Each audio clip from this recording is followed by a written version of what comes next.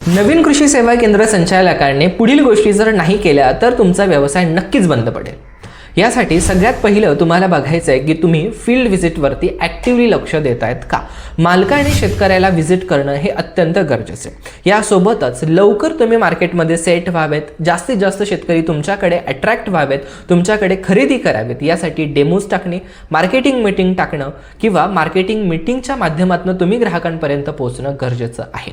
यानंतर सगळ्यात महत्त्वाची गोष्ट की तुमच्या माघारी कृषी सेवा केंद्रामध्ये जे शेतकऱ्यांना खतं, औषधं, कीटकनाशकं देत आहेत यांचा टेक्निकल नॉलेज किती आहे। जर यांच्याकडनं रेकमेंडेशन चुकलं, डोस चुकला तर नाव तुमचं खराब होतं। म्हणून तुमच्या कृषी सेवा केंद्रामध्ये काम करणाऱ्या माणसाला खतं, औषधं, कीड, रोग व पिकांची अंडरस्टँडिंग किती आहे हे तितकंच जास्त गरजेचं आहे। आणि सगळ्यात महत्त्वाचं, तुम्ही खरेदी, विक्री आणि उधारीचं नियोजन जर परफेक्ट नाही केलं तर तुमचा व्यवसाय नक्कीच बंद पडू शकतो। म्हणून कृषी सेवा केंद्रामध्ये फील्ड व्हिजिट, मार्केटिंग आणि तुमच्या पर्सन्स, काउंटर बॉय जे आहेत, सेलिंग पर्सन्स जे आहेत, यांचं स्किल गरजेचं आहे।